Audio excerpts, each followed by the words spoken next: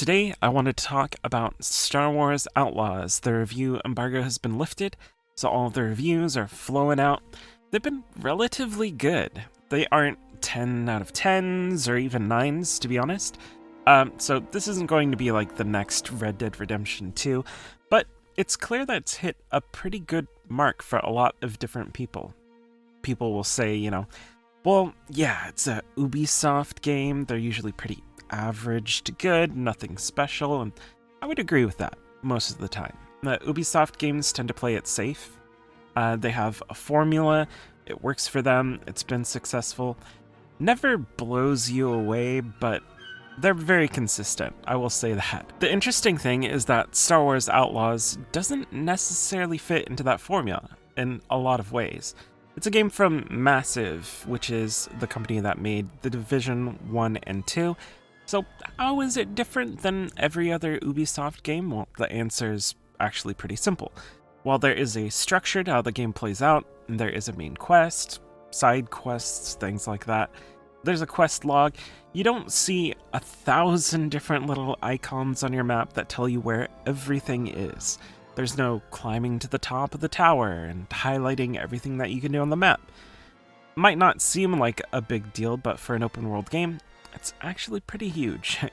Another game that released not too long ago, Elden Ring: Shadow of the Erdtree, is open world, and it has opened many people's eyes to the difference between an open world with layers of exploration and an open world with checklisted, time-wasting bullshit. And look, every now and then I want a healthy serving of Ubisoft nonsense where I go and collect my little trinkets and go full brain off and just run around. But sometimes you want to take your time, look around, discover the world for yourself. So that's how Star Wars Outlaws is a little bit different. And actually, Ubisoft open worlds can be a lot of fun to explore.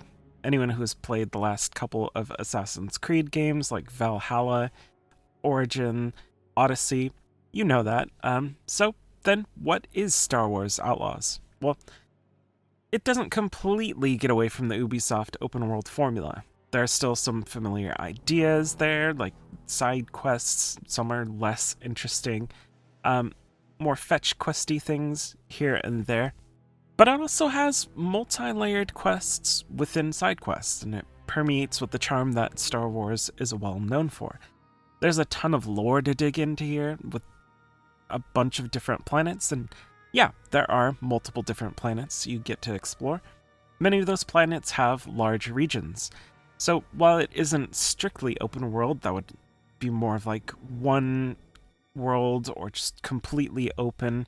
There are some restrictions there. The regions are still very open for you to kind of do as you want, take things as you want to do them. So I guess the best question to ask is, who is this game for? It's not a new Knights of the Old Republic, so you're not a Jedi.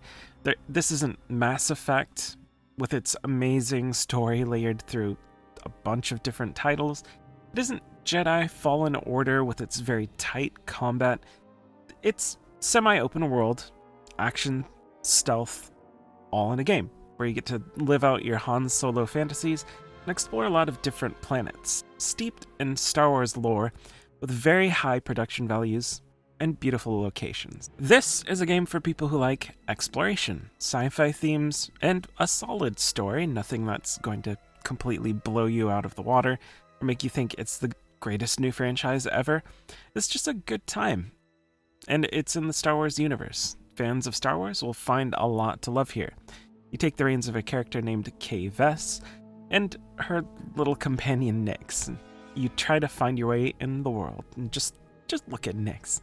So cute. Look at his tiny little scarf. You can change the scarf. Anyway, you're a roguish type and outlaw, and you'll be doing various jobs for the crime cartels throughout the galaxy. There's stealth missions where you infiltrate compounds. There's space combat.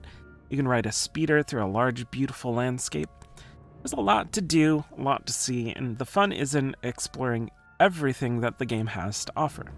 Another thing to keep in mind is that all of the reviewers received the game a week before it was released. Imagine having to play a game for a week straight 8 to 10 hours a day, whether you felt like doing it or not, all to write a review.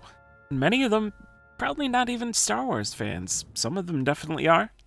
Some of them aren't. Maybe they don't even like sci-fi. Some of them will. Some of them don't.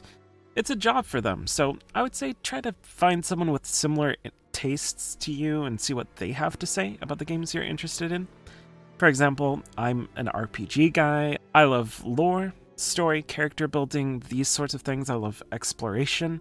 Games like Dragon Age, Suikoden, Baldur's Gate, maybe throw in a little romance with some fantasy or sci-fi, and that's my jam. So if that's what you like, consider subscribing and hearing a passionate idiot rant about games.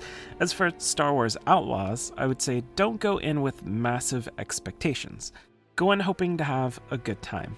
Another suggestion I have is either wait for a sale, or if you'd rather not wait, get a subscription to Ubisoft Plus Premium. It's like $17-ish a month. Gives you access to the full version of the game with all of the DLC and all that, and it gives you early access. So obviously that last part might not be relevant to you depending on when you watch this. So it's a little bit cheaper for people like me who are more, saving some money. And that's what I went with. So that's Star Wars Outlaws. I'm enjoying it so far. Hopefully you do too. Thanks for watching.